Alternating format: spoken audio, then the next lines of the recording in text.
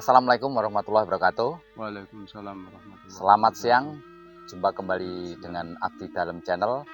Yang tentu saja siang hari ini saya tidak sendiri, ditemani beliau Mas Slamet Riyadi. Oke, beliau adalah petani yang sangat inovatif pada saat musim kemarau seperti ini. Untuk urusan air agak susah, akhirnya beliau punya inovasi untuk menanam sayuran dalam jangka pendek, Mas ya. Iya. Ini 1 bulan panen. Ini ada berapa macam sayuran, Mas? Ini baru ada 2 jenis yang sudah siap untuk bisa dipanen, yaitu bayam dan kangkung. Ini apa?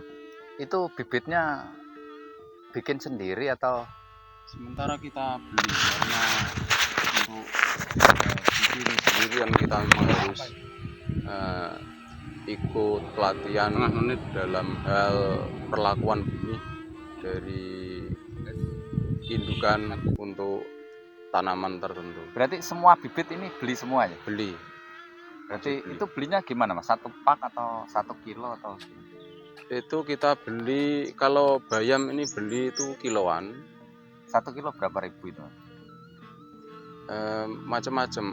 Kalau yang kecil itu sekitar 10 sampai 13.000 itu yang biji. Untuk yang bayam hijau, kalau yang ini bayam putih itu kemasannya per kilo. Ini Mas Riyadi. Per kilo untuk bayam putih ini sekitar 80-an. Mas Riyadi ini bayamnya ada 2 macam berarti? Iya, tapi yang bayam hijau baru tebar. Oh, gitu. Karena baru dapat benihnya. Soal harga bibit gimana, Mas? Lebih mahalan apa sama? Saya kira sama aja. Kita akan tetap masih bisa menjangkau. Terus harga jual dari hasil panen itu antara bayam hijau dan bayam putih istilahnya? Saya kira sama aja, hanya saja tingkat peminatnya, konsumen masyarakat kita lebih cenderung suka dengan bayam yang warnanya hijau. Oh, gitu. Ini berarti ini nanti rencana komplit ya, ada terong. Iya, itu terong kita sudah nyebar bibit.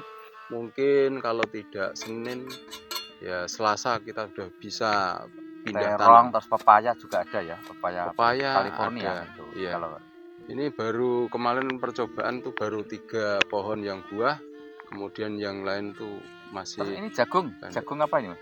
Ini jagung putih. Oh, jagung putih. Jagung ketan tapi yang putih. Ini kan lahan dengan seluas ini kan masih banyak yang kosong itu kalau saya melihat ya.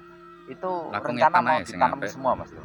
Rencananya memang seperti itu, kita tanamin semua. Progresnya kita tiap hari kita bisa panen untuk bisa mendapatkan income, pemasukan. Jadi pertama dapur bisa ngebul, yang kedua bisa untuk bantu pemenuhan kebutuhan yang lain. Berarti ini dibikin tidak serentak berarti karena faktor kendala modal.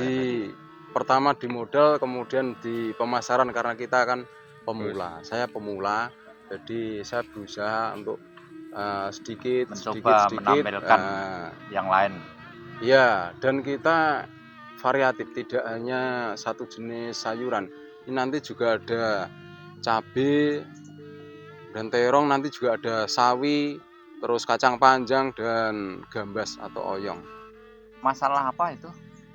Air, ada kendala enggak ini untuk sementara ini? Kendalanya memang kita kan pakai pompa air bekas ya, DAP itu loh.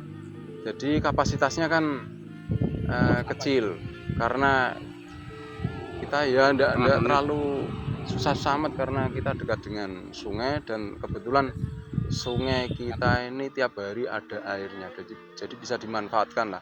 Berarti ini air dari sungai dipompa pakai ke atas ya, pakai pompa air untuk nyiram ini ya. Kita pakai pompa bekas, pompa listrik ya, tapi yang bekas. Nah, untuk sementara seandainya ini nanti dengan seluas segini, kira-kira nanti untuk pada saat hasil panen melimpah, Mas Riyadi sudah punya jangkauan atau pasar atau gimana untuk menjual dari hasil panen ini? rencananya tetap seperti itu karena saya itu punya asumsi kita memenuhi kebutuhan pencukupan lingkungan sendiri dulu, baru nanti ke warung-warung yang menjajakan sayuran-sayuran. Kemudian kalau nanti hasilnya lebih banyak, kita bisa buka link, kita jualan di pasar atau gimana, otomatis kita juga mencari informasi masalah pemasaran sayuran. Dan kemudian saya juga punya inisiatif karena di desa kita Sukoharjo kan ada nanti namanya pasar desa. Insya Allah kita juga akan bergabung untuk bisa ikut berpartisipasi dalam pasar tersebut. Terus kan gini ya, Nek, saya melihat ini mungkin prospeknya ya, insya Allah prospeknya sangat bagus. Terus kalau ini memang betul-betul nanti berhasil, minimal bisa untuk percontohan untuk warga sekitar, teman-teman yang lain. Karena saya melihat ini di desa Sukoharjo kan banyak lahan tidur yang saat ini belum tersentuh ya. Itu menurut saya kan sangat eman sekali gitu loh. Iya, alhamdulillah ini juga tadinya juga lahan tidur, tidak terurus, makanya saya bersihkan, saya olah sedikit. Kemudian kita inginnya itu, ini kan saya tekankan untuk non pestisida dan juga tidak menggunakan pupuk kimia. Jadi kita berusaha untuk menanam secara natural. Kita juga pakai pupuk kandang dan nanti pakai pupuk cair organik. Itu aja. Berarti Jadi kita meminimalisir efek-efek istilahnya nanti penyakit yang timbul yang diakibatkan dari barang-barang kimia. Berarti ini nganu Mas, mulai dari pupuk kita tidak pakai pupuk kimia. Iya. Terus untuk hama dan lain sebagainya kita tidak pakai pestisida gitu ya. Iya.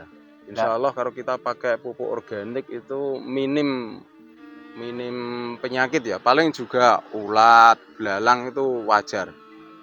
Selama ini sudah ada apa istilahnya sentuhan atau dari pihak terkait, mungkin dari dinas-dinas tertentu atau pemerintah desa atau gimana? Sementara belum, karena ya kita baru terjun. Kemudian mungkin kalau pantauan sudah ada, kemarin ada dari Bapak PPL, kemudian ada beberapa perangkat, dan Pak Inggi juga sudah rawuh menyaksikan tempatnya, juga kelihatannya sangat mendukung, mensupport dan senang. Bapak Inggi sendiri kelihatannya juga suka dengan sesuatu yang nampak segar, hijau itu kelihatannya memang betul-betul menyukai. Kemarin saat Mas Slamet ini ada kunjungan dari Bapak Kepala Desa, ada yang disampaikan apa enggak kira-kira? Ada, inginnya Pak Inggi itu kita juga harus mulai modernisasi dan mekanisasi untuk pengolahan lahan. Karena apa? Itu bisa membantu prosesi pengolahan lahan secara terstruktur dan maksimal, agar kemudian hari itu bisa mendapatkan hasil yang maksimal pula. Itu harapan dari Pak Inggi. Kita selaku warga, karena di Desa Sukoharjo sudah ada alat-alat pertanian yang berbasis mesin pertanian modern ya, teknologi modern, diharapkan masyarakat juga bisa memanfaatkan dan menggunakan alat-alat tersebut. Paling mungkin tidak ada sebuah pesan atau beberapa pesan yang mau disampaikan kepada para pemuda atau petani-petani atau mereka yang tidak mempunyai aktivitas di Desa Sukoharjo, mungkin bisa mengadopsi dari apa yang menjadi jalan atau ide dari Mas Riyadi. Ya, saya kira memang pemuda untuk saat ini, para remaja khususnya, untuk bisa beredukasi, untuk termotivasi dalam hal apa saja yang istilahnya itu positif, kegiatan positif, baik itu di bidang pertanian, perdagangan, perindustrian, dan apapun. Jadi, kalau saya pribadi, karena saya menyukai yang namanya tanaman, otomatis saya berkecimpungnya di dunia pertanian, baik itu pertanian sayuran, palawija, kemudian padi dan lain sebagainya. Nah, untuk sementara ini padinya ditinggal atau gimana? Apa masih? Karena sementara ini kan padi kan udah menjelang panen, jadi kita bisa off, tidak terus kita serta-merta nungguin standby terus di sawah kan enggak. Jadi kita bisa beralih ke areal-areal Lain. pekarangan rumah. Oke, demikian tadi bincang-bincang dengan Mas Slamet Riyadi, salah satu petani dari Desa Sukoharjo yang sangat inovasi dan kreatif, bahwa semoga apa yang direncanakan beliau bisa berhasil. Assalamualaikum warahmatullahi wabarakatuh. Waalaikumsalam.